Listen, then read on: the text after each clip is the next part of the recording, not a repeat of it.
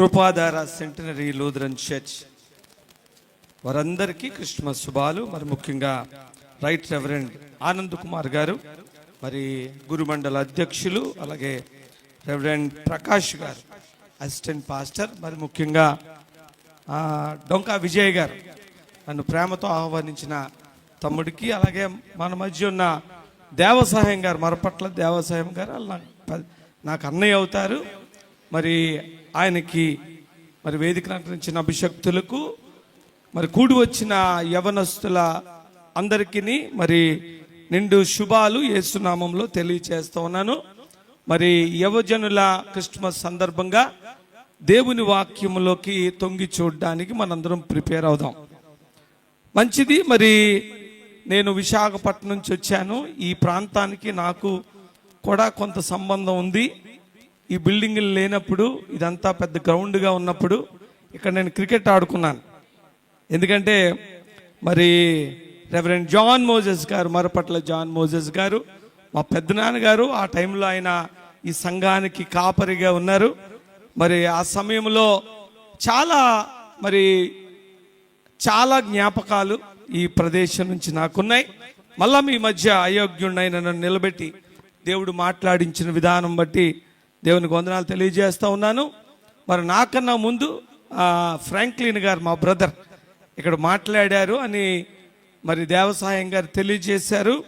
మరి సెకండ్ కోవిడ్లో దేవుడు ఆ సేవకుడిని తీసుకున్నాడు. తర్వాత మరి దేవుని కృపను బట్టి, నాకు దేవుడిచ్చిన అవకాశాన్ని బట్టి మరి సంఘ పెద్దలకి, అలాగే మరి సెంటనరీ కృపాధార సెంటనరీ లూథరన్ చర్చ్ మరి సభ్యులందరికీ నిండు వందనాలు తెలియజేస్తున్నాం. త్వరగా దేవుని వాక్యంలోకి వెళ్ళిపోదాం. ఈరోజు చాలా చక్కని పాటలు విన్నాను. యూత్, నిజంగా యూత్ క్రిస్మస్ లాగే ఉంది. అయితే క్రిస్మస్ అంటే క్రీస్తుని ఆరాధించడం. ఎంతమంది తెలుసు? ఇది చర్చిలో కాదు కాబట్టి, ఇది యూత్ క్రిస్మస్ కాబట్టి కొంత రెస్పాండ్ అయితే బాగుంటుంది. Feel free. అంటే మన లూథరన్ సిస్టంలో మరి మనం చప్పట్లు కొట్టడం చర్చిలో చాలా పద్ధతిగా ఉంటాము. But still I think it's a youth Christmas. Youth చాలా రెస్పాండ్ అవ్వాలి నాకు, అది నేను కోరుకుంటా ఉన్నాను. మరి క్రిస్మస్ అంటే ఏంటి అందరికీ తెలిసిందే. చిన్నప్పటి నుంచి ఎన్ని క్రిస్మస్లు అయినాయో మనకి కదా. క్రిస్మస్ అంటే క్రీస్తుని, చాలా బాగా చెప్తున్నారండి. క్రిస్మస్ అంటే క్రీస్తుని ఆరాధించడం. మనకు బాగా తెలుసు. యూత్ మరి ముఖ్యంగా ఆరాధనలో మరి యూత్ ఎక్కువగా పార్టిసిపేట్ చేస్తారు. కాబట్టి ఒక్క మాట, ఈ ఆరాధన అంటే ఏంటో నేను ఒక మాట తెలియజేసి వాక్యంలోకి ముందుకెళ్తాను. మరి క్రీస్తుని ఆరాధించాలి అంటే ఎన్ని పాటలు పాడాము, ఎంత మ్యూజిక్ వాయించాము, ఎంతగా స్తుతి చేసాము అన్నది మనకు తెలుస్తుందేమో. కానీ ఒక భక్తుడు ఏమంటాడంటే, ఫర్ ఎగ్జాంపుల్, నేనే దేవుణ్ణి అనుకుందాం, మళ్ళీ ఇది పెద్ద కాంట్రవర్సీ అవ్వద్దు. నేనే దేవుణ్ణి అనుకుందాం. నన్ను ఆరాధించమంటే ఎంతమంది ఎలా ఆరాధిస్తారు ఇక్కడ? దయచేసి చెప్పండి. నన్ను ఆరాధించండి అన్నాను. సపోజ్ నేనే దేవుణ్ణి ఆరాధించడం అంటే ఏంటి అసలు? క్రిస్మస్ అంటేనే దేవుణ్ణి ఆరాధించడం. ఆరాధన ఎలా వస్తుంది? ఎక్కడి నుంచి వస్తుంది? ఒక 100 పాటలు పాడితే ఆరాధించినట్టేనా అంటే, ఒక మచ్చుక కోసం నేనే దేవుణ్ణి అయితే మీరు నన్ను ఎలా ఆరాధిస్తారు? చాలా మందికి నేను తెలియదు. మీలో చాలా మంది అనుకుంటారు యవనస్తుల క్రిస్మస్కి వచ్చిన పాస్టర్ గారు లేకపోతే స్పీకరు అంటారు. ఇంకొక బాగా కొంచెం స్టడీ చేస్తే విశాఖపట్నం నుంచి వచ్చిన ఆయన, you are very good. That is called exaltation. ఆరాధించడం, గుణగణాలని ఆరాధించడం. దానికి మించి మీరు నన్ను ఆరాధించలేరు. ఒకవేళ డొంకా విజయ్ గారిని అడిగితే ఇంకొంచెం నా గురించి చెప్తారు, ఎందుకంటే నా గురించి ఇంకొంచెం తెలుసు ఆయనకి. మరి అదే దేవసాయం గారిని అడిగామనుకోండి, నా చిన్నప్పటి నుంచి చెప్తాడు ఆయన. మీరు ఒక మాట మాట్లాడితే, విజయ్ గారు ఒక 4 మాటలు మాట్లాడితే, దేవసాయం గారు ఒక అరగంట మాట్లాడగలుగుతారు. ఈ మాటలు ఎందుకు చెప్తున్నానంటే, దేవుణ్ణి ఆరాధించడం అంటే ఎంత పాడామో, ఎంత వాయించామో, ఎంత ఎగిరామన్నది కాదు, ఎంత ఎరిగాము అన్నది. హల్లెలూయా. నువ్వు అవతల మనిషి నీకు ఎంత తెలిస్తే అంతే ఆరాధించగలుగుతావు. యేసు ప్రభువు నీకు ఎంత తెలిస్తే నువ్వు అంతే ఆరాధించగలుగుతావు. దానికి మించి ఒక ఇంచు కూడా ఆరాధించలేవు. కానీ ప్రింటెడ్ మెటీరియల్లో చాలా పాటలు పాడేస్తూ ఉంటాం. కాబట్టి యవనస్తులకు సూచన ఏంటంటే, దేవుణ్ణి తెలుసుకునే కొలది నీ ఆరాధన పెరుగుతూ ఉంటుంది. చాలా మంచిది. మరి ఈ మాట మరి యూత్కి ఒక ఇన్ఫర్మేషన్గా ఇవ్వాలని నేను ఆశపడ్డాను. అయితే క్రిస్మస్ అనేది seasonal or eternal? Christmas season వచ్చిందండి అంటాంగా. నాకు అనిపిస్తుంది మనం సీజన్ ఫ్రూట్ చేసేసాం క్రిస్మస్ని. సీజనల్ ఫ్రూట్ కాదు, క్రిస్మస్ ఈజ్ ఎటర్నల్. ఒక విధంగా చెప్తే భారతదేశమే పండగల దేశం. ఏం దేశం అండి? పండగలు. ఎన్ని పండగలు ఉంటాయో. భారతీయులకి పండగలు అలవాటు, చాలా మంచిది. పండగలు ఉండాలి. భారతీయులకి ట్రెడిషన్ చాలాగా అలవాటు. మనకు సాంప్రదాయాలు ఎక్కువ, మనకు పద్ధతులు ఎక్కువ, మనకు వాడుకలు చాలా ఎక్కువ. కాబట్టి క్రిస్మస్ కూడా ఈ మధ్య ఏమైపోయిందంటే ఒక ట్రెడిషన్ అయిపోయింది. అంటే మరి ఏమండి, క్రిస్మస్ చేయడం ట్రెడిషన్ అయిపోతే తప్ప అనే ప్రశ్న రావచ్చు. నేను ఫార్మల్ మెసేజ్ చెప్పట్లేదు, ఇది పరిపూర్ణంగా యూత్ వారికే. కాబట్టి కొంచెం మనం ఆలోచింపజేసే కొన్ని విషయాలు మాట్లాడుకుందాం. జీవితంలో చాలా క్రిస్మస్ మెసేజ్లు వినేసాం, చాలా సెర్మన్స్ మీకు ఇంటర్నెట్లో అవైలబుల్గా ఉన్నాయి. కానీ ఈరోజు కొంచెం కొత్తగా ఆలోచించడానికి మనం ప్రయత్నిద్దాం. క్రిస్మస్ అనేది ట్రెడిషనా? క్రిస్మస్ అనేది సీజనలా? క్రిస్మస్ని ఎలా జరుపుకోవాలి మనం? ట్రెడిషన్ అనేది మంచిదేనా? వేడుక ఒక వాడుక అయిపోయిందా? అది మంచిదా కాదా అన్న మాటను కొద్దిసేపు ధ్యానించడానికి ప్రయత్నిద్దాం. ఒక్క పావు గంట 20 నిమిషాల్లో నా వాక్యాన్ని క్లోజ్ చేస్తాను. అయితే క్రిస్మస్ కానీ ఒక ట్రెడిషన్ అనుకుంటే, ఒక వాడుక అనుకుంటే, ట్రెడిషన్ చాలా మంచిది. భారతదేశంలో చాలా ట్రెడిషన్స్ ఉన్నాయి. ట్రెడిషన్ అనేది చాలా మంచిది అని భక్తుడు అంటాడు. ఎందుకంటే ట్రెడిషన్ అనేది ట్రేడ్ అనే పదంలోంచి వచ్చింది. ట్రేడ్ అనే పదంలోంచి వచ్చింది. ఈ ట్రేడ్ అంటే ఏంటంటే ఒక సత్యాన్ని ఒక జనరేషన్ నుంచి ఇంకో జనరేషన్కి పట్టుకెళ్ళేదే ట్రెడిషన్. ట్రెడిషన్ అనే పేరులో ట్రేడ్ అనే మాట ఉంది. ట్రేడ్ నుంచే ట్రెడిషన్ అనే పదం వచ్చింది. కాబట్టి క్రిస్మస్ అనేది ఒకవేళ మీరు ట్రెడిషన్ అనుకుంటే, క్రిస్మస్ అనేది ఒక టైం పెట్టుకొని మనం చేస్తున్నాం అనుకుంటే, ఆ ట్రెడిషన్ కూడా మంచిదే. ఎందుకంటే ఆ ట్రెడిషన్లో ఏముంది? ఒక సత్యం ఉంది. ఆ ట్రెడిషన్లో ఒక నిజం ఉంది. ఆ ట్రెడిషన్లో ట్రేడ్ మీనింగ్ ఏంటంటే ఒక వస్తువుని, ఒక విలువని ఒక ప్రదేశం నుంచి ఇంకో ప్రదేశానికి పట్టుకెళ్ళడం. ఈరోజు ఈ క్రిస్మస్ ఎందుకు చేస్తున్నాం? మన చిన్నపిల్లలతో మాటలు చెప్పిస్తున్నాం. యూత్ క్రిస్మస్ వేరేగా చేస్తున్నాం, ఉమెన్ క్రిస్మస్ వేరేగా చేస్తున్నాం. ఎందుకంటే ఇది ఒక ట్రెడిషన్, మంచి ట్రెడిషన్. ఈ ట్రెడిషన్లో మనం ఏం నేర్చుకోవాలంటే ఒక సత్యాన్ని ఒక జనరేషన్ నుంచి ఇంకో జనరేషన్కి పట్టుకెళ్ళాలా. ఒకవేళ కానీ ఈ ట్రెడిషన్లో, ఈ పండగలో సత్యాన్ని ఒక జనరేషన్ నుంచి ఇంకో జనరేషన్లోకి పట్టుకెళ్ళట్లేదంటే అది వ్యర్థమైపోయినట్టే, అది ఒక వాడుక అయిపోయినట్టే. అది వేడుకే కానీ ఒక వాడుకగా మనం చేస్తున్నట్టే. మరి చాలా మంచి విషయాలు ఉన్నాయండి. మరి పండగల విషయంలో ఈ ట్రెడిషన్లో సత్యం ఎలా మ్యానిపులేట్ అయిపోద్ది, ఈ ట్రెడిషన్లోంచి సత్యం ఎలా కనుమరుగైపోతుంటుంది. సత్యం కనుమరుగైపోయి ఓన్లీ కార్యక్రమాలే కనిపిస్తూ ఉంటాయి. ఇది ట్రెడిషన్లో ఉన్న గొప్ప డేంజర్. మీకు ఒకటి రెండు ఉదాహరణలు చెప్తా. మీకు ఎంతమందికి తెలుసు ముందుంది చెప్పండి, ఏం పండగ అండి? మన భారతీయులు చాలా విషయాలు చాలా శాస్త్రీయంగా పెట్టారు. ఒక ట్రెడిషన్లోంచి ఒక వాల్యూ, ఒక సత్యం ఎలా డైవర్ట్ అయిపోద్దో ఒక రెండు ఎగ్జాంపుల్స్ చెప్తా. ముందుంది ఏ పండుగ అండి? ముసళ్ళ పండుగ. ఒరిజినల్గా ఏంటంటే ముందుంది ముసురుల పండుగ. ఎంతమందికి తెలిసి ఈ విషయం? Very good. చూసారా, సత్యము ఒక ట్రెడిషన్లోంచి, ఒక కట్టడిలోంచి సత్యం వెళ్ళిపోతే అది అసత్యంగా మారిపోయే అవకాశం కూడా ఉంది. పూర్వకాలం అట మరి మనకి ఈ జీపీఏలు వాతావరణ శాఖలు లేనప్పుడు పెద్దోళ్ళు అనేవారు, అరే ఎండాకాలం క్లైమేట్ బాగున్నప్పుడు అన్నీ సర్దుకోపోతే ఏమవుద్దంటే వానాకాలం వస్తుంది, వరదలు వస్తాయి, చెక్కంతా ఎండిపోద్ది. ఆ టైంలో నువ్వేమన్నా చేయాలని అవ్వదు. కాబట్టి ముందుంది ముసురుల కాలం కాబట్టి జాగ్రత్త పడరా. నువ్వేం చూసుకోవాలంటే ఆ ముసురు కాలం రాకముందే పొయ్యి కింద పొయ్యి పైన ఏముంది అది సరి చేసుకోవాలా. ట్రెడిషన్ మంచిదే, క్రిస్మస్ చేయడం మంచిదే.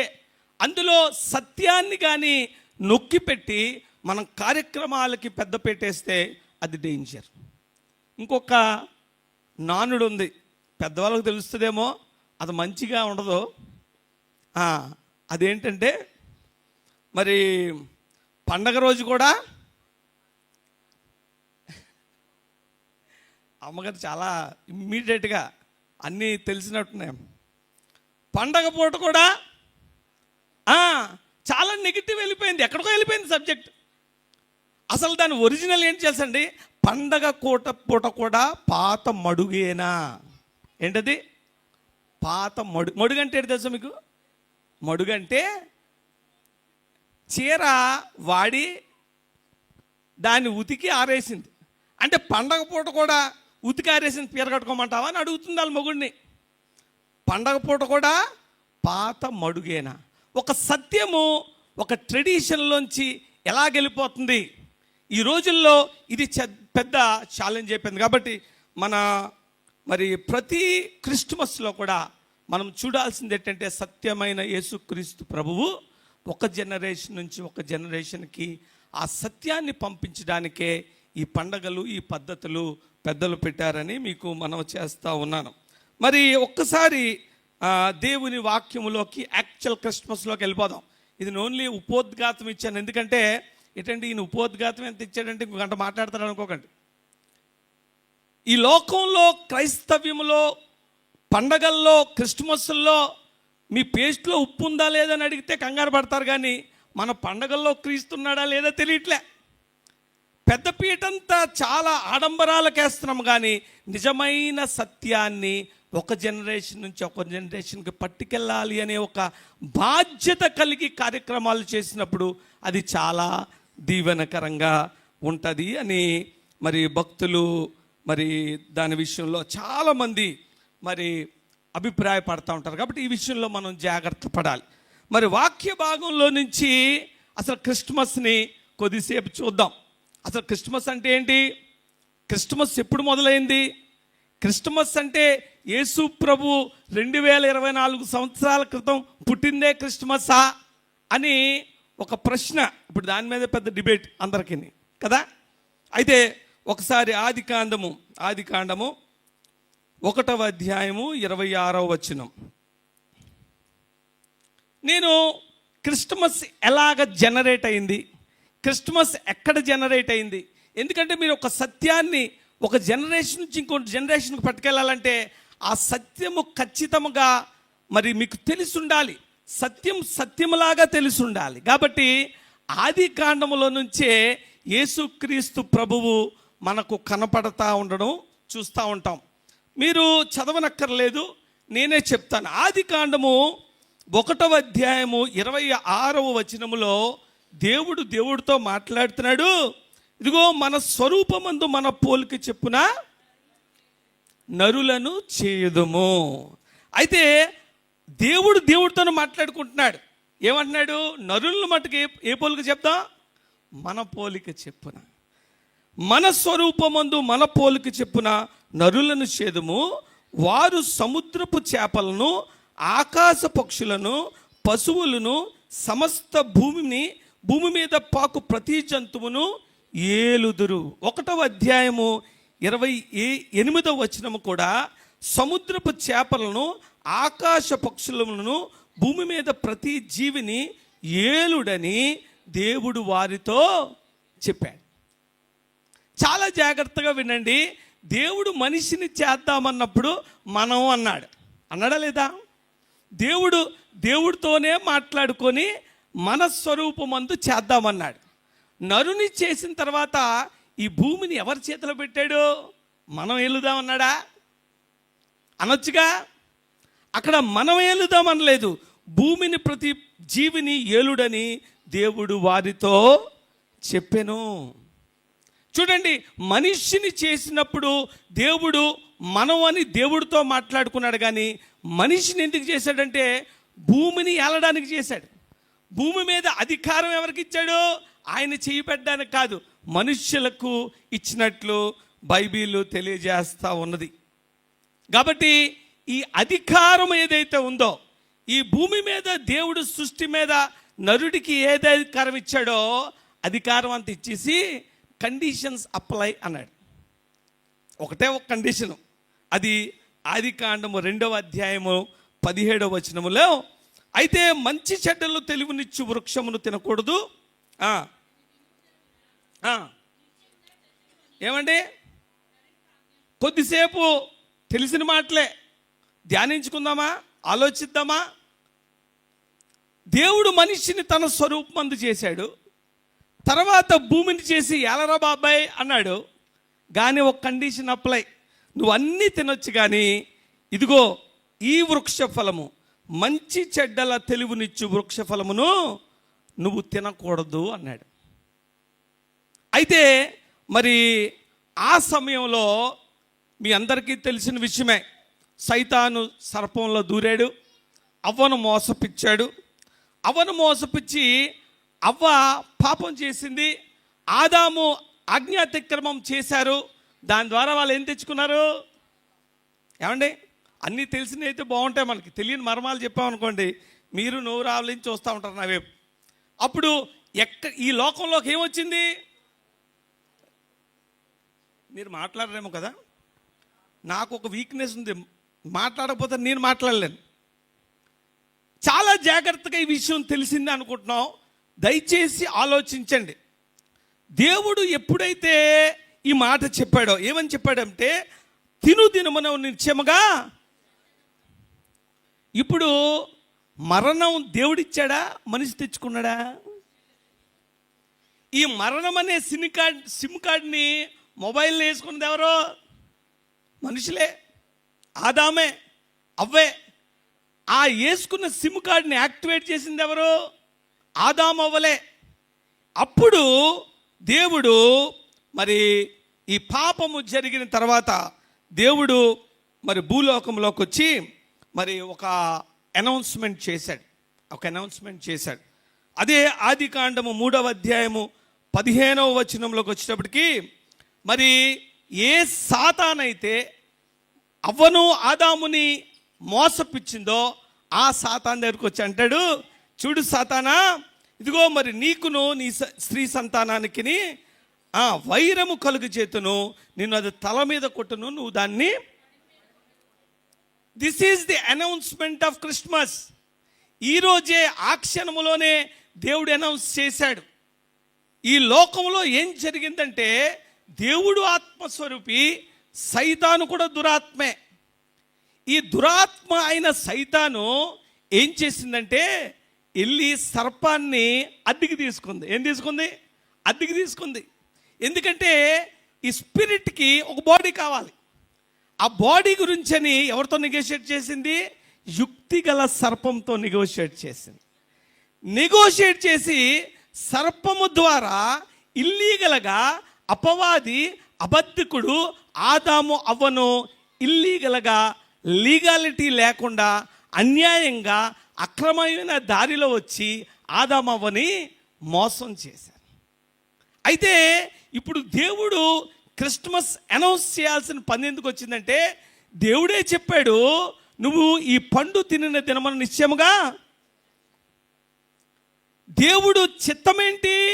ఆదాము అవ్వలు ఆయనతో సాంగత్యంలో ఉండాలని, పాపము లేని స్థితిలో ఉండాలని దేవుడి సంకల్పము. కానీ దేవుని మాట ఏంటి? దేవుని విధి ఏంటి? దేవుడు పెట్టిన కట్టడేంటి? నువ్వు ఆ పండు తిన్న దినమున నిశ్చయముగా చచ్చిపోతావు. దేవుడు ఈ మాటను మీరలేడు, దేవుడు ఆయన చిత్తాన్ని వదులుకోడు. హల్లెలూయా. చూడండి, మరి ఈ సమయంలో, ఈ పరిస్థితుల్లో దేవుడు ఒక అనౌన్స్మెంట్ చేశాడు. ఎవరికి చేశాడంటే, ఫస్ట్ క్రిస్మస్ అనౌన్స్మెంట్ సైతానికే చేశాడు. అబ్బాయి సైతాన్, నువ్వు వచ్చావు లూసిఫర్, ఇదిగో నా బిడ్డలను ఇల్లీగల్గా ఈ సర్పములోకి నువ్వు దూరావు. ఈ యానిమల్స్లోని స్పిరిట్ ఉండదు, కానీ ఇల్లీగల్గా నువ్వు దూరావు. కానీ నేను ఒక మాట చెప్తున్నాను, నేను లీగల్గా రాబోతున్నాను. I'm coming legally. ఏ స్త్రీనైతే నువ్వు అన్యాయం చేశావో, మోసం చేశావో, ఆ స్త్రీలోకే నేను లీగల్గా రాబోతున్నాను. ఆ స్త్రీలోంచి నేను వచ్చి, ఏదైతే నువ్వు ఇల్లీగల్గా మరి మనుషుల్ని మభ్యపెట్టి నా నుంచి దూరం చేశావో, ఏ మహిమతే వాడు కోల్పోయాడో, ఆ మహిమను నేను లీగల్గా మరియా గర్భము ద్వారా నేను వచ్చి నేనేం చేస్తానంటే, legally I'm going to attack you. లీగల్గా నీ తలను తొక్కుతాను. అదే లీగాలిటీలో ఒక సమయంలో ఆదాము అవ్వలు ఎటువంటి స్థితిలో ఉన్నారో, ఎటువంటి మహిమలో ఉన్నారో, ఆ మహిమకు లీగల్గా వాళ్ళకి ఎలిజిబిలిటీ తెస్తాను. This is called Christmas. ఇదే క్రిస్మస్. ఏ రోజైతే మరి ఆదాము అవ్వలు పాపం చేశారో, అదే రోజుని మరి సైతానుతో దేవుడు అనౌన్స్ చేశాడు, ఇదిగో నేను మరి మరియా గర్భంలోకి వస్తా ఉన్నాను. చాలామంది అడుగుతూ ఉంటారు, ఏమండి మరి మరియా యేసయ్యను కన్నప్పుడు మరి ఎట్లాగా, ఆయన పాపం లేకుండా ఎలా పుట్టాడు? పాపం అనేది ఉంది కదా, మరి మరియా గర్భంలోకి వచ్చినప్పుడు ఆ రక్తం కొలుస్తుంది కొంతమంది అంటారు. సైతాన్ గాడికి తెలియంది ఏంటంటే, సైతానికి అర్థమవుంది ఏంటంటే, దేవుడు అవ్వను ఎలా తయారు చేసుకున్నాడంటే, ఒకవేళ ఈ పరిస్థితి కానీ వస్తే నేను రావాల్సి వస్తుందని ముందుగానే ఒక స్త్రీని ఎలా డిజైన్ చేశాడంటే, స్త్రీలో గర్భం ధరించిన తర్వాత స్త్రీని ఆ శిశువుకి ఇద్దరు బ్లడ్ ఎప్పటికీ కలదు. ఒక్కొక్కప్పుడు చూడండి, మదర్ బి పాజిటివ్ అయితే పిల్లో ఏ పాజిటివ్ బి పాజిటివ్ లేకపోతే ఓ పాజిటివ్ పుడతారు. ఎట్టి పరిస్థితుల్లోని గర్భములో శిశువు రక్తం కానీ తల్లి రక్తం కానీ ఎట్టి పరిస్థితుల్లో కరదు. దేవుడు ముందుగానే ఒక స్త్రీని ఎంత అడ్వాన్స్డ్గా ఆయన ప్రిపేర్ చేశాడంటే, ఒకవేళ నా పిల్లలు ఈ విధంగా మోసపోతే నేను రావాల్సి వస్తుందేమో అని కూడా మరియను ప్రిపేర్ చేసినట్టు, స్త్రీని ప్రిపేర్ చేసినప్పుడే దేవుడు ఆ విధంగా మరి గర్భాన్ని మరి ప్రిపేర్ చేసి ఆ గర్భంలోకి మరి పరిశుద్ధాత్మ ద్వారా యేసుక్రీస్తు ప్రభువు ఈ లోకములో శరీరంతో వచ్చాడు. ఎందుకంటే లీగల్గా శరీరముతో మొదటి ఆదాము చేసిన పాపాన్ని, మొదటి ఆదాము యాక్టివేట్ చేసిన మరణాన్ని డీయాక్టివేట్ చేయాలంటే ఏం చేయాలా?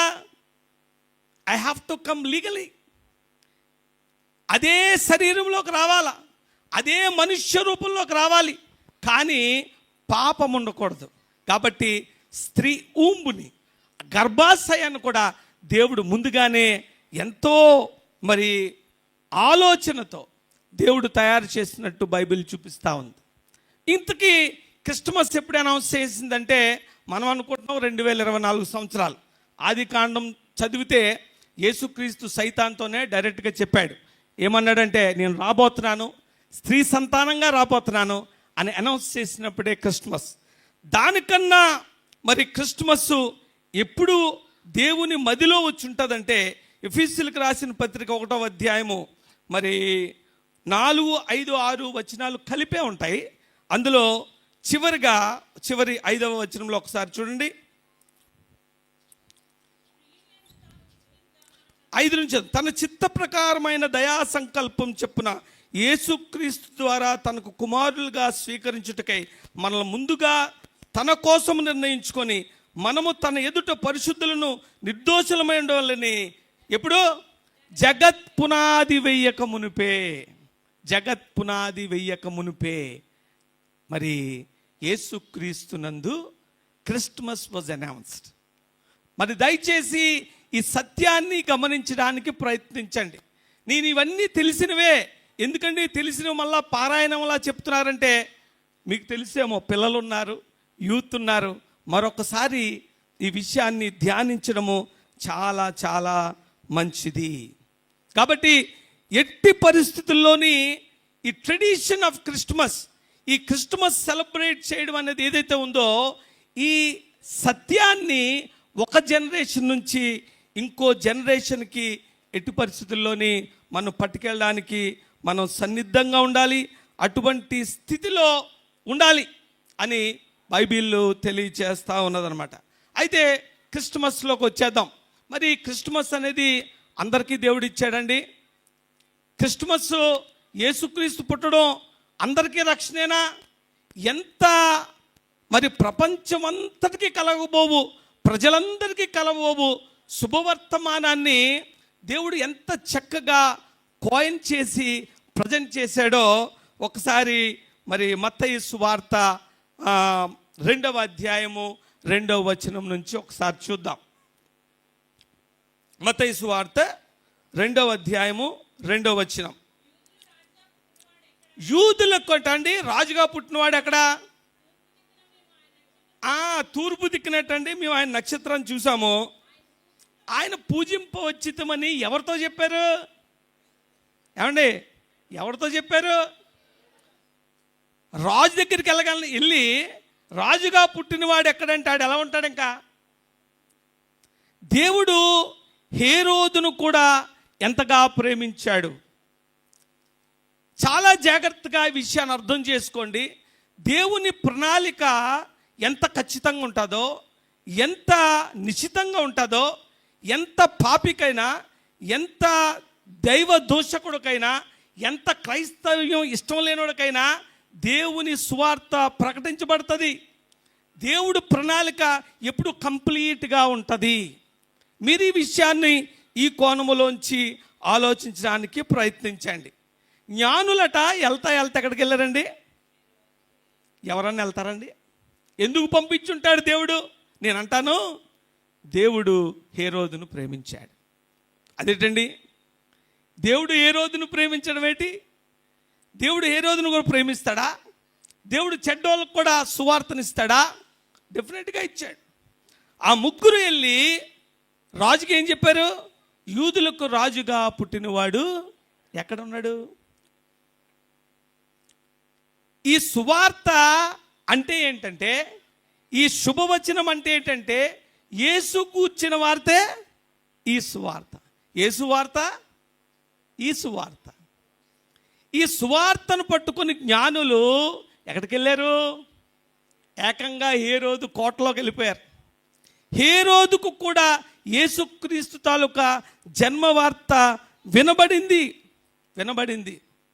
ఈరోజు మన జీవితాల్లో కూడా మనకి సువార్త వినబడుతుంది, కానీ దాన్ని గ్రహించే స్థితిలో మనము ఉండటం లేదు. నేను అంటాను, దేవుడు హేరోదును ప్రేమించి హేరోదు కోటలోకి కూడా జ్ఞానుల ద్వారా సువార్తను పట్టుకెళ్ళాడు. కానీ ఈ హేరోదు ఎంత చెడ్డ మనసు కలిగి ఉన్నాడు తెలుసండి? ఈ హేరోదు యేసుక్రీస్తు వార్తను పాజిటివ్గా ఎందుకు తీసుకోలేకపోయాడు? హేరోదుకు సువార్త తెలియగానే హేరోదును మరి బెత్లెహేములో ఆ దేశంలో ఉన్న వాళ్ళందరికీ కలవరం పుట్టిందట. ఏం పుట్టింది? కలవరం పుట్టింది. కొంతమందికి సువార్త అంటే కలవరం, టెన్షన్. ఎందుకంటే ఈ లోక సంబంధమైన సింహాసనాలకు అంటుకట్టబడి ఈ క్షణికమైన జీవితంలో ఉన్న ఈ లోక సంబంధమైన ప్రతి అవసరత మీద ఎక్కువైపోయి యేసుక్రీస్తుని గుర్తించలేని స్థితిలో ఉన్నారు. ఈరోజు కోటలోకి సువార్త వెళ్ళినా ఆ సువార్తను గమనించలేని స్థితిలో హేరోదు ఎందుకున్నాడంటే, హేరోదు ఈజ్ ఎ పవర్ మాంగర్. హేరోదు ఎంత కఠినమైన వాడంటే, హిస్టారియన్స్ చెప్తారు, హేరోదు భార్య కన్సీవ్ అయితే ఇదిగో నెక్స్ట్ రాజు ఇందులో ఉన్నాడంటే ఆ గర్భాన్ని తీయించాడట. ఎంత కఠినాత్ముడంటే 2 సంవత్సరాల లోపల ఉన్న పిల్లలందరినీ చంపించాడు. కానీ న్యాయంగా దేవుడు సువార్తను మరి ఈ జ్ఞానుల ద్వారా హేరోదుకు పంపించాడు. ఈరోజు కూడా మన జీవితాల్లో కూడా చాలా సువార్త మీ దగ్గరికి వస్తుంది. మీరు అనుకుంటున్నారు నాకు తెలుసు అనుకుంటున్నారు, కానీ విషయం ఏంటంటే హేరోదు వలె ఈ లోక వాంఛలలో మునిగిపోయి మీరు యేసయ్యను పూజింపలేని స్థితిలో ఉన్నారు. ఒక మాట చెప్పండి, క్రిస్టమస్ అంటే ఏంటి? క్రిస్టమస్ అంటే యేసు పుట్టిక, అంతేనా? క్రిస్టమస్ అంటే యేసు పుట్టుక. ఒక ఆయన అంటాడు యేసయ్య పుట్టాడు అనేది క్రిస్మస్, యేసయ్య పుట్టాడు అనేది క్రిస్టమస్. క్రీస్తు నేడు పుట్టాను, హల్లెలూయా, దట్ ఈస్ కాల్డ్ క్రిస్మస్. క్రీస్తు నా కొరకు పుట్టాను అనేది రక్షణ. చాలామంది హేరోదులాగా క్రీస్తు పుట్టిన దగ్గర ఉండిపోయారు. ఒక హిస్టారియన్ అంటున్నాడు, హేరోదుకి యేసుక్రీస్తు పుట్టిన స్థానానికి 8 కిలోమీటర్ల తేడా, ఓన్లీ 8 కిలోమీటర్స్. బట్ స్టిల్ అన్ఫార్చునేట్గా హేరోదు యేసయ్య దగ్గరికి వెళ్ళలేకపోయాడు. 8 కిలోమీటర్ల దూరంలో ఉండి కూడా సువార్త మరి అంది కూడా హేరోదు నాశనమైపోయాడు. ఈరోజు చాలామంది జీవితాల్లో యేసుక్రీస్తు వార్త విన్నట్టే ఉన్నారు, కానీ క్రీస్తు నేడు పుట్టిన దగ్గర ఉన్నాం మనం. క్రీస్తు నా కొరకు పుట్టాడనేది రక్షణ, క్రీస్తు మన కొరకు పుట్టాడనేది సువార్త. ఈ డిఫరెన్సియేషన్ లేకుండా 20 సంవత్సరాల నుంచి 30 సంవత్సరాల నుంచి కూడా క్రీస్తు నేడు పుట్టిన దగ్గరే చాలా చర్చలు ఉండిపోయామని నాకు అనిపిస్తూ ఉంటుంది. కాబట్టి ఈ సత్యాన్ని మనం గ్రహించాలి. చూడండి, 2వ అధ్యాయము 2వ వచనములో హేరోదు దగ్గరికి జ్ఞానుల ద్వారా సువార్త వెళ్ళింది. Very pity, very disappointing. ఇంత కఠినాత్ముడైన హేరోదును కూడా దేవుడు రక్షించాలనుకుంటున్నాడేమో, కానీ he could not respond to the message. In fact చాలా డిఫరెంట్గా రెస్పాండ్ అయ్యాడు. ఈరోజు సువార్త అంటే భయపడుతున్నారు, ఎందుకు అర్థం కావట్లే, టెన్షన్ పడుతున్నారు, బైబిల్ కాల్ చేస్తున్నారు. యేసుక్రీస్తు కూర్చిన వార్త కలవరం పడుతుంది. ఎంత శోచనీయమైన స్థితి అంటే, మత్తయి సువార్త 2వ అధ్యాయము 2వ వచనములో కోటలోకి పంపించాడు దేవుడు యేసు గుర్చిన వార్త. ఈరోజు మన మొబైల్లో ఉన్నాయి. ఈరోజు ఎన్నో మెసేజ్లు వింటున్నాం. ఈరోజు ఎంతోమంది సువార్త చేస్తున్నారు. ఒక విధంగా చెప్పాలంటే విత్ ఇన్ మీటర్స్ యేసు గూర్చిన వార్త ఉంది. But still the congregations, youth అందరం కూడా క్రీస్తు నేడు పుట్టిన దగ్గరే ఆగిపోయాం. This is very sad. Tradition మంచిదే, ఒక వాడుక మంచిదే, ఒక పద్ధతి మంచిదే.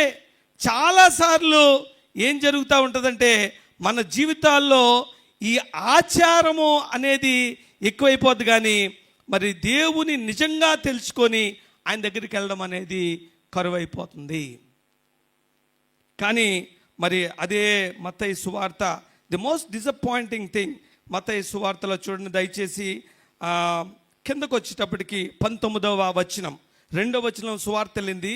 19వ వచనంలో హేరోదు చనిపోయిన తర్వాత it's over, it's over. The opportunity is misutilised. దేవుడిచ్చిన గొప్ప అవకాశాన్ని ఈరోజు ఎంత పాపికైనా అన్యులకైనా నువ్వు గ్రహించిన స్థితిలో ఉన్న నీ కోటలోకి దేవుడు సువార్తను తెస్తూ ఉంటే యేసు నేడు పుట్టెను దగ్గరే మనం ఆగిపోయినట్లు కనిపిస్తూ ఉంటుంది. కాబట్టి మరి ఈ యూత్ క్రిస్టమస్ సందర్భంగా మీ అందరికీ నేను తెలియజేసే వార్త ఏంటంటే, ఈ క్రిస్టమస్ మంచిది, ఈ కల్చరల్ యాక్టివిటీస్ మంచివి, ఈ ట్రెడిషన్ మంచిది, కానీ ఈ ట్రెడిషన్లో ఉన్న ట్రూత్ని మనం క్యారీ ఫార్వర్డ్ చేయలేకపోతే మనం ఎప్పటికీ కూడా మరి ఈ స్థితిలోనే ఉండిపోతామా? మత్తయి సువార్త 2:10 హేరోదు చనిపోయిన తర్వాత ఇదిగో ప్రభు దూత మరి ఐగుప్తులో యేసేపుకు స్వప్నమందు ప్రత్యక్షమే, అయిపోయాడయ్యా నువ్వు వెళ్ళు అని మరి యేసుక్రీస్తుని మళ్ళా ఇశ్రాయేల్ దేశంకి పట్టుకెళ్ళమని తెలియజేస్తున్నట్టు మనకి కనిపిస్తూ ఉంటుంది. కాబట్టి మరి 2 తిమోతి 1వ అధ్యాయము 10వ వచనం, తిమోతికి రాసిన 2వ పత్రిక 1వ అధ్యాయం 10వ వచనము ఈ విధంగా ఉంది. క్రీస్తు యేసు మన రక్షకుని ప్రత్యక్షత వలన బయలుపరచబడినదై తన కృపను బట్టి మనల్ని రక్షించి పరిశుద్ధమైన పిలుపుతో మనలను పిలిచాను. ఈ మాట నేను ఎందుకు చివరగా చదువుతున్నానంటే, చూడండి, యేసుక్రీస్తుని గురించిన రక్షణ సువార్త మరి ప్రచురింపబడింది, కానీ మన కోటల్లోకి వస్తుంది, మన ఇళ్లల్లోకి వస్తుంది, మన మొబైల్లోకి వస్తుంది, కానీ యేసుక్రీస్తుని చూడగలిగే మనస్సులు లేవు. ఎందుకంటే చాలామంది క్రైస్తవులు ఏమనుకుంటారంటే, నాకు కాదు కదండి పని, పాస్టర్ గారు ఉన్నారు ఆయన చూసుకుంటారు, డీకన్స్ ఉన్నారు వాళ్ళు చూసుకుంటారు, మేము దేవుని సన్నిధికి వెళ్ళి వచ్చే నార్మల్ విశ్వాసులమే, మేము ప్రతి ఆదివారం సంఘానికి వెళ్ళి ప్రతి పండగ అటెండ్ అయ్యి మా పిల్లలు అన్నిట్లో ఉంటే చాలా మంచిది అని ఒక సంఘ సభ్యునిగానే నీ జీవితంలో ఉండిపోయే అవకాశం చాలా ఉంది. ఈ మాట నేను ఎందుకు చదివిస్తానంటే, క్రిస్మస్ రోజుని యేసుక్రీస్తు ప్రభు వాక్యంలో తెలియజేస్తున్నాడు, ఎవరైతే యేసుక్రీస్తు ప్రభువుని సొంత రక్షకుడిగా అంగీకరించి నాకు యేసుక్రీస్తు తెలుసు అంటారో వారందరికి కూడా పిలుపు ఉంది. చాలామంది భక్తులు చెప్తారు, నన్ను దేవుడు ఈ సేవకు పిలిచాడండి, నన్ను ఆ ప్రాంతంలోకి పిలిచాడండి. దేవుని పిలుపు కోసం భక్తులే కాదు, దేవుణ్ణి నమ్ముకున్న ప్రతి ఒక్కరికి పిలుపు ఉంది. ఆ పిలుపు ఎటువంటి పిలుపు అంటే, పరిశుద్ధమైన పిలుపుతో ఆయన మనలను పిలిచాను. క్రిస్మస్లో బాధ్యత అనేది అందరికీ ఉంది. ఈ క్రిస్మస్లో బాధ్యత అనేది అందరికీ ఉంది. ఈ క్రిస్మస్ ఎందుకు వచ్చిందంటే, ఈ క్రిస్మస్ దేవుని చిత్తానికి దేవుని మాటకు మధ్య ఆ క్లోనింగ్లో వచ్చింది. దేవుని చిత్తం ఏంటంటే మనిషి దేవుడితో ఉండాలి. చక్కగా ఆయన సన్నిధిలో ఆదాము అవ్వలు ఎలాగ ఆనందించారో అలాగ వారితో సాంగత్యం చేయడానికి, దేవుని మహిమలో వాళ్ళు ఉండడానికి దేవుడు సృష్టించుకున్నాడు. అది దేవుని చిత్తము. కానీ దేవుని వాక్యము, దేవుని న్యాయము ఏం చెప్పిందంటే, ఈ పండు తినే రోజు నువ్వు చస్తావు, నువ్వు పాపివైపోతావు. కాబట్టి ఈ పండు తినడం అనేది దేవుని లా అయిపోయింది. దేవుని న్యాయానికి సంబంధించిన విషయం.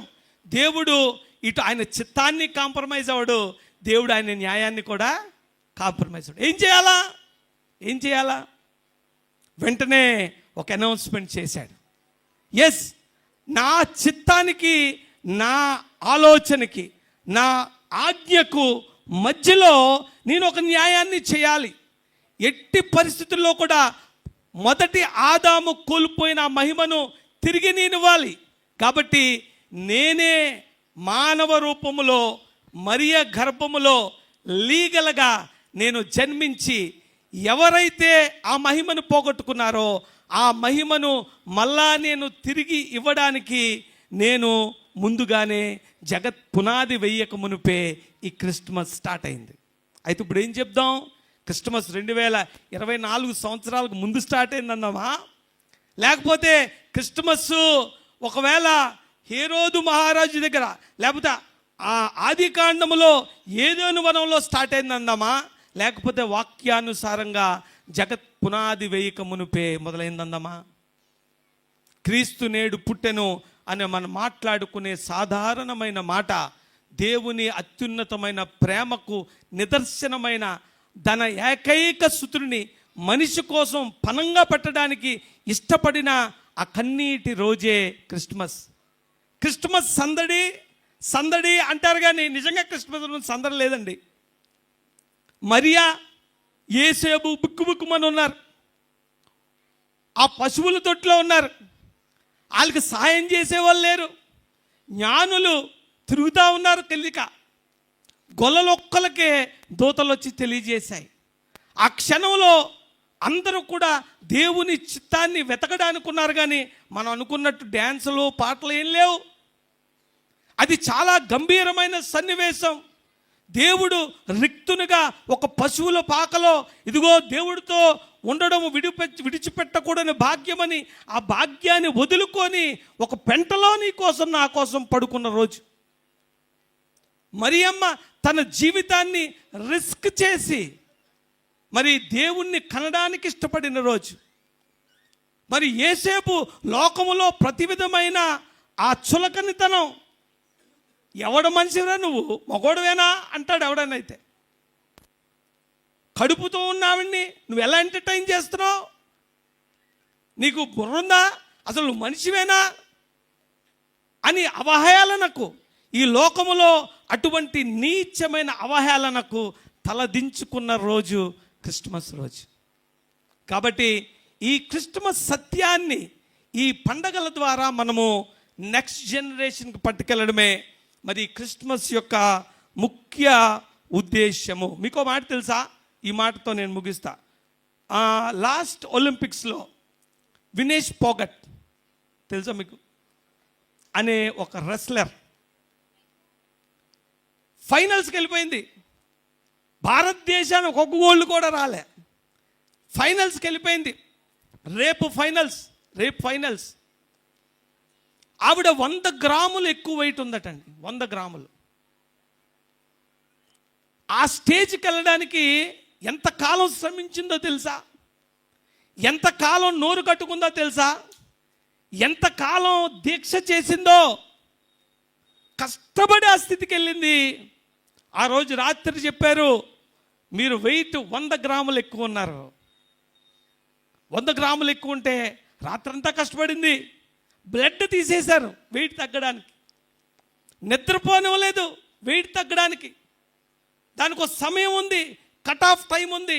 రేపు 10 గంటలకి ఇదిగో నీకు మ్యాచ్, గోల్డ్ మెడల్ మ్యాచ్. ఈ టైంలోగా నువ్వు నీ వెయిట్ని చూపించాలా. 100 గ్రాములు ఎక్కువ ఉంది. ఏమండి 100 గ్రాములే కదండి, కొంచెం కన్సిడర్ చేయండి. అంటే ఒలింపిక్ కమిటీ ఏమన్నారు తెలుసా, రూల్ ఈజ్ రూల్. నువ్వు చివరి వరకు భక్తే చేసావు, చివరి వరకు దేవుడితో నడిచావు, చివరి వరకు యజ్ఞమే చేసావు, కానీ ఆ చివరి క్షణంలోనైనా నువ్వు ఆ దేవుని మాటకు విధేయత లేకపోతే, ఈ లోకంలో 100 గ్రాములు తక్కువ ఉన్నందుకే డిస్క్వాలిఫై చేస్తే మనందరినీ దేవుడు పరలోకంలో తీసుకుంటాడా? దేవుడు నీతిమంతుడు, దేవుడు న్యాయవంతుడు. ఆయన చిత్తం ఎంత ఖచ్చితంగా ఉంటుందో ఆయన న్యాయం కూడా అంతకన్నా ఎక్కువ ఖచ్చితంగా ఉంటుంది. మనందరం క్రిస్మస్ చేసుకుంటున్నాం. మనం క్రీస్తుని ధరించుకొని క్రీస్తు కోసం సాక్ష్యంగా నీ చివరి శ్వాస వరకు నువ్వు బతకకపోతే దేవుడు న్యాయాన్ని నువ్వు తప్పినవాడు అవుతావు. ఆయన నీతిమంతుడు కాబట్టి మరి ఆయన నిన్ను యాక్సెప్ట్ చేయడేమో. భయంకరమైన హేరోదు కోటలో కూడా సువార్తను పంపించాడు. ఈరోజు ఎంతోమంది మరి సేవకుల ద్వారా వాక్యాన్ని ప్రచురింపచేస్తున్నాడు. కానీ మనం ఎక్కడున్నాం తెలుసా? స్టిల్ క్రీస్తు నేడు పుట్టెను, హల్లెలూయా. సంఘాలన్నీ ఇక్కడ ఉన్నాయి, చాలా మటుకు ఇక్కడ ఉన్నాయి. యవనస్తులు అర్థం చేసుకోవాలి, మిమ్మల్ని పిలిచింది పరిశుద్ధమైన పిలుపుతో. నీకు ఒక పర్పస్ఫుల్గా దేవుడు చేశాడు. యేసుక్రీస్తు ఎలాగే ఒక పర్పస్ఫుల్గా సర్టెన్ టైంలో పుట్టాడో, మనుష్యులందరూ కూడా ఆయన ప్రణాళికలో సర్టెన్ టైంలో సర్టెన్ వర్క్ కోసం నేను పుట్టించాడు. ఈ క్రిస్మస్ రోజున నా బాధ్యత ఏంటి అని నువ్వు ఆలోచించకపోతే చాలా జాగ్రత్త. ఈ లోకంలోనే 100 గ్రాములు ఎక్కువ ఉంటే దే డిస్క్వాలిఫైడ్. కాబట్టి ఈ సత్యాన్ని మీరు గ్రహించాలని నేను బ్రతిమలాడుతున్నాను. చూడండి, డేవిడ్ లివింగ్స్టన్ గారి గురించి ఒక మాట తెలియజేసుకుని వాక్యం ముగిద్దాం. డేవిడ్ లివింగ్స్టన్ అని ఆయన ఇంగ్లాండ్ దేశంలో ఉండేవాడు. ఆయన డాక్టర్. ఆయన డాక్టర్ చదివిన వెంటనే మంచి అమ్మాయిని ఇచ్చి పెళ్లి చేశారు. పెళ్లి చేసిన తర్వాత ఆయన మంచి భక్తిపరుడు. ఆయన వాక్యం చదువుతా ఉన్నాడు. వాక్యం చదువుతుంటే దేవుడు చెప్పాడు, డేవిడ్ లివింగ్స్టన్, నువ్వు ఆఫ్రికా దేశాలు చీకటి ఖండాలకు వెళ్ళి సువార్తను ప్రకటించు అన్నాడు. ఆయన ఇమ్మీడియట్గా భార్యను పట్టుకొని నేను ఆఫ్రికా వెళ్ళిపోతానన్నాడు. చుట్టుపక్కలందరూ ప్రాఫెసీ చెప్పారు. ఏం చెప్తారు ప్రాఫెసీ? దేవుడే నీకు ఎంబీబీఎస్ సీట్ ఇచ్చాడు, నువ్వు డాక్టర్గా దేవుడిని చేశాడు, నువ్వు ఎంతోమందికి సేవ చేయొచ్చు, నువ్వు పిచ్చోళ్ళ ఉన్నావు, నువ్వు ఇప్పుడు కానీ వెళ్ళిపోతే అక్కడ ఒక దోమ కుడితే చాలు పోతావు. అసలు ఏం డెసిషన్ అది? ఇంతకాలం చదువుకున్న చదువు ఎందుకు అని ప్రశ్నించడం మొదలుపెట్టారు. కానీ డేవిడ్ లివింగ్స్టన్ దేవుడితో మరి వాక్యము చదువుతున్నప్పుడు దేవుడు చెప్పాడు, నువ్వు చీకటి ఖండాలకి మరి సువార్తను పట్టుకొని వెళ్ళాలా. నీ పర్పస్ అదే, నీ పర్పస్ ఆఫ్ లైఫ్ అదే. నిన్ను ఈ సమయంలో ఈ టైంలో మరి నేను ఎందుకు పుట్టించానంటే అందుకే పుట్టించాను అని తెలియజేశాడు. మరి డేవిడ్ లివింగ్స్టన్ వాళ్ళ భార్యను పట్టుకొని వెళ్ళిపోయాడు. కొద్ది నెలలకే భార్య చచ్చిపోయింది. వచ్చి ఆవిడని సమాధి చేసేసి మళ్ళీ వెళ్ళిపోయాడు. మళ్ళీ వెళ్ళిపోతే అందరూ అడిగారు, మేము చెప్పావా? తెలుసు కదా, మీరు చాలా కంఫర్టబుల్గా బతికారు, మీరు కారుల్లో తిరిగితేనే అవుతుంది, ఎండలారు గంట నిలబడలేరు, కాబట్టి నువ్వు అక్కడ సేవ చేయలేవు. దేవుడు నీకేమిచ్చాడు? డాక్టర్ పట్టా ఇచ్చాడు. ఎందుకు? సేవ చేయడానికి. ఎక్కడ అంటే దేవుడు చెప్తున్నాడు, లివింగ్స్టన్ నువ్వు వెళ్ళాలా. వెళ్ళిపోయాడు. వెళ్ళిపోయిన తర్వాత ఒక 10 మంది మరి అడవిల్లో నడుస్తూ ఉంటా. ఆ పరిస్థితుల్లో ఏంటంటే ఒక వాచ్మెన్ కావాలి నైట్ పడుకోవాలంటే. జంగిల్స్లో మీరు ఎప్పుడు వెళ్ళలేదేమో, జంగిల్స్లో ఎప్పుడైనా నైట్ క్యాంప్ వేస్తే ఒకటి మెలకుగా ఉండాలి. ఎందుకంటే ఏ టైంలో ఏ మృగం వస్తుందో తెలీదు. నైట్ వాచ్మెన్ ఉండాలి. ఒకసారి డేవిడ్ లివింగ్స్టన్కి నైట్ వాచ్మెన్ చేసే పని పడింది. ఆయన గన్ను పట్టుకొని కూర్చున్నాడు వెయిటింగ్ వాచ్మెన్ లాగా. కానీ అనుకోకుండా చిన్న మత్తు తూగుడు వచ్చింది, నిద్రపోయాడు. ఈలో ఒక పెద్ద పులి మరి క్యాంపు మీద ఆ మంటను చూసి అక్కడికి వచ్చింది. అమాంతంగా ఈయన మీద ఎగిరింది. ఒక పంజాతో కొడితే ఈ చెయ్య ఇలా ఊడిపోయింది. ఊడిపోతే మళ్ళీ దాన్ని సర్జరీ చేశారు, కానీ ఆ చెయ్య ఎప్పటికీ పైకి లెగలేదు ఇంకా ఆయనకి. అప్పుడన్నా అడిగారు, డేవిడ్ లివింగ్స్టన్ నువ్వెందుకు ప్రయాసపడుతున్నావు, నీకు మంచి క్వాలిఫికేషన్ ఉంది, వచ్చాయి. లేదు, దేవుడు చెప్తున్నాడు ఈ సువార్తను పట్టుకెళ్ళాలా. కోటల్లోకే కాదు, పాకల్లోకి పట్టుకెళ్ళాలా. అనేకులు నాశనం అయిపోతున్నారు. దానికోసమే నన్ను క్రైస్తవునిగా దేవుడు చేశాడు. చేయలేదు, భార్య లేదు. అలాగ నడుచుకొని వెళ్తూ ఉంటే ఒక వాగు దాడుతుంటే ఏమి కుట్టిందో విషపురుగు, కానీ కాలు చచ్చిపడిపోయింది. కాలు చచ్చిపడిపోయినా డేవిడ్ లివింగ్స్టన్ నడుస్తానే ఉన్నాడు. మీకు వచ్చింది తెలుసా, ఇంకా ముందుకెళ్తుంటే ముళ్ళ కంపలు తప్పించుకొని వెళ్ళబోయాడు. ఇలా తప్పించుకొని వెళ్ళిపోతానని అయిపోయింది అనుకొని ముళ్ళు వదిలేసేటప్పటికి అది కంటి గుడ్లో తగిలి కోడిగుడ్డు ఎలా కారిపోద్దో అలా కళ్ళు అలా జారిపోయింది. ఇప్పుడు డేవిడ్ లివింగ్స్టన్కి ఒక చెయ్యి లేగదు, ఒక కాలు తిమ్మిరి, భార్య లేదు, ఒక కన్ను కనిపించదు. అయినా 2500 మైళ్ళు నడుస్తా యేసుక్రీస్తు పుట్టాడు అనే క్రిస్మస్ సందేశాన్ని ఇచ్చాడు. చివరికి ఆయన నడిచి నడలేక ఒక చోట పడిపోతే ఒక రాయిని తడకిందులుగా పెట్టారు. తల దిండుగా రాయిని పట్టుకొని ఆ రాయి మీదే చనిపోయాడు ఆయన. నేను ఈ మాటలు ఎందుకు చెప్తున్నానంటే క్రిస్మస్ అనేది సంతోషించాల్సిందే, కానీ క్రిస్మస్లో గొప్ప బాధ్యత ఉంది. క్రైస్తవులందరినీ, యేసుక్రీస్తును నమ్ముకున్న ప్రతి ఒక్కరిని దేవుడు ఒక హోలీ కాలింగ్, పరిశుద్ధమైన పిలుపు చేత మిమ్మల్ని పిలిచాడు. క్రిస్మస్ అంటే ఒక బాధ్యత. ఎంత ఉత్కృష్టమైన బాధ్యత అంటే కేకులు కొనుగ తినేసుకొని బట్టలు కట్టుకొని 25వ తారీఖున పెరేడ్ చేయడం కాదు. ఒకవేళ కానీ సువార్తను, యేసు పుట్టాడన్న వార్తను నీ దగ్గరే పెట్టుకుంటే దేవుడు నేను ఒకరోజు అడుగుతాడు. అయితే డేవిడ్ లివింగ్స్టన్ అలాగా మరి ఆ రాయి మీదే చనిపోయాడు. చనిపోయిన తర్వాత అందరికి తెలిసిన విషయమే. ఆ ప్రజలు ఏమడిగారంటే, ఆ హార్ట్ మాకు ఇచ్చేయండి అయ్యా, మీరు తీసుకెళ్ళి సమాధి చేసుకోండి, కానీ ఏ హృదయం అయితే యేసుక్రీస్తును పరిచయం చేసిందో ఆ హృదయాన్ని మాకు ఇచ్చేయండి, మేము ఇక్కడ పాతి పెట్టుకుంటాం.